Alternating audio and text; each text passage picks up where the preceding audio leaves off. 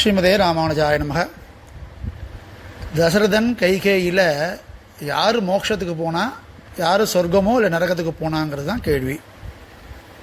என்ன விஷயம்னா, தசரதன் சொர்க்கத்துக்கு போனார், கைகேயி தான் மோட்சத்துக்கு போனான். எப்படி சுவாமி அப்படின்னா, கைகேயி முதல்ல பார்ப்போம். கைகேயி ராமனான பகவான் கிட்ட அபச்சாரப்பட்டா, அவன் காட்டுக்கு போகணும்னு பார்த்தா. ஆனால் ராமபக்தனான பாகவதனான பரதன் நன்னா இருக்கணும்னு நினச்சா. முதல்ல ராமன் காட்டுக்கு போகணுன்றது இவளால் தான் நடந்தது. ஆனால் எதுக்காக? பரதன்ற பாகவதன் நன்னா இருக்கணும், தன் பையனாக இருந்தாலுமே பாகவதன் நன்னா இருக்கணும்னு நினச்சா. ராமன் திருப்பி ஊருக்கு வந்தோடனே, 14 வருஷம் கழித்து ஊருக்கு வந்தோடனே தன் தவற உணர்ந்து பச்சாதாபப்பட்டாலே பாபத்திலேருந்து மன்னிப்பு கிடைக்கணுங்கிறது தான் சாஸ்திரம். தவற உணர்ந்தா, இது ஒரு ரீசன். அதனால் அந்த பகவதபச்சாரத்துக்கான மன்னிப்பு அவளுக்கு கிடைச்சது. அதுதான் ராமன் அண்டு சராசரங்களை வைகுந்தத்தேற்றி அப்படின்னு சொல்கிற மாதிரி, கற்பாரி ராமிரான எல்லால் மற்றும் கற்பரோ புற்பா முதலா புல்லெரும்பாது ஒன்றின்னையே அப்படின்னு ஆழ்வார்கள்லாம் அனுபவிக்கிற மாதிரி, அயோத்தியாவில் இருந்த புல்லு பூண்டு முதற்கொண்டு எல்லாத்தையும் எடுத்துட்டு ராமன் எதுக்கு? ஸ்ரீவைகுண்டமான சாந்தானி லோகத்துக்கு எடுத்துன்னு போயிட்டான். எல்லாரையும் அழிச்சின்னு போகிற ராமன் கைகேயும் அழிச்சிட்டு போயிருக்கான். ஏன்னா எல்லாரும் அழிச்சின்னு போன கைகேயை மட்டும் விட்டுட்டு போவானா?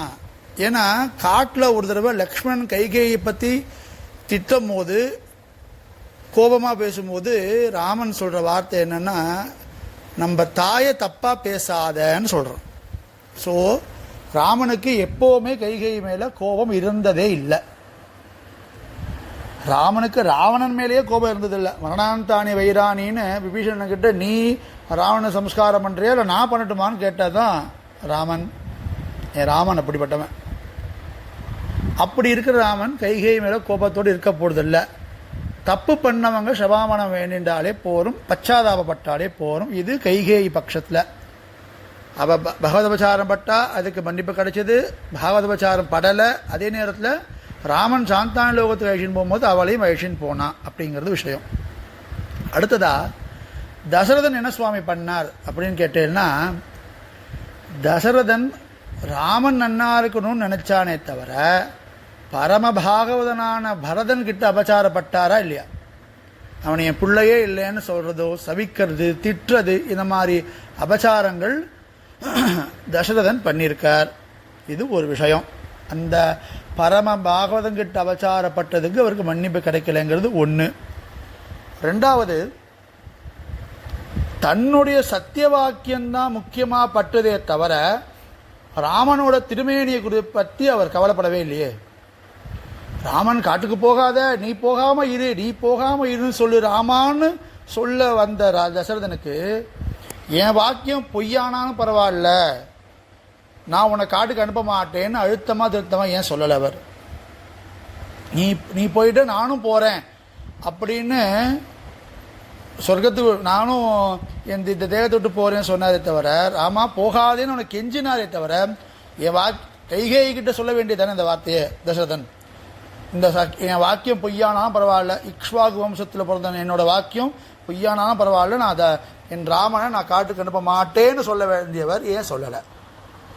தன் சத்திய வாக்கியத்தை முக்கியமாக பார்த்தாரோனோ, அது ஒரு ரீசன். இது ரெண்டாவது ரீசன். பாகவதபச்சாரம் ஒன்று. ரெண்டாவது, சாமானிய தர்மத்தை பார்த்துட்டு விசேஷ தர்மத்தை விட்டுட்டார். மூணாவது விஷயம், ராமன் எல்லாரையும் ஸ்ரீவைகுண்டத்துக்கு அழிச்சிட்டு போகும்போது தசரதன் அப்ப இல்லை.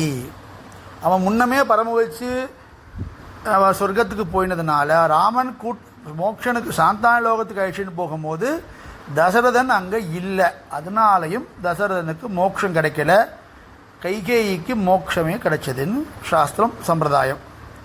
இதுலேருந்து நம்ம என்ன தெரிஞ்சுக்கணும்னா, பகவான்கிட்ட அபச்சாரப்பட்டாலும் மன்னிப்பு கிடைக்கும், மன்னிப்பு கிடைக்க வாய்ப்புண்டு. ஆனால் பாகவதங்கிட்ட அபச்சாரப்பட்ட தந்தையாக இருந்தாலும் எம்பெருமான் மன்னிக்கிறதில்லை அப்படிங்கிறது இந்த கதையிலேருந்து நம்ம தெரிஞ்சுக்க வேண்டிய முக்கியமான விஷயம்.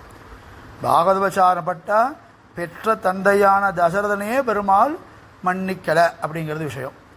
சரி, தசரதன் சொர்க்கத்துக்கு தான் போனானுங்கிறதுக்கு என்ன நிச்சயம்னா, யுத்த காண்டம் எல்லாம் யுத்தம் முடிஞ்சு ராமராவண யுத்தம் முடிஞ்சதுக்கப்புறம் பரமசிவன் என்ன பண்ணுறாருன்னா, போய் இவரை தசரதனை அழிஷின் வந்து ராமனுக்கு சேவை பண்ணி வைக்கிறார், ஆசீர்வாதம் பண்ண சொல்லி சொல்கிறார். போய் கூட்டின்னு வர்றதுங்கிறது சொர்க்கத்துக்கு தான் நடக்கும், மோட்சத்துக்கு நடக்காது. மோட்சங்கிறது நச்சப்புனராவர்த்ததே உள்ளே போனவன் திரும்பி வர்றதுக்கு வாய்ப்பே கிடையாது. அப்படி திரும்பி வந்து தசரதன் வந்து ஆசீர்வாதம் பண்ணுறான்னா கட்டாயம் அவன் மோட்சத்துக்கு சொர்க்கத்துக்கு தான் போயிருக்கான். பாகவதோபச்சாரம் பட்டதுக்கு நரகம் கிடச்சிருக்கணும், ஆனால் பெருமாளோட கிருபையினால அவருக்கு மோட்சம் கிடைச்சது அப்படிங்கிறது சம்பிரதாயம். சிவதே ராமானுஜாய நமக.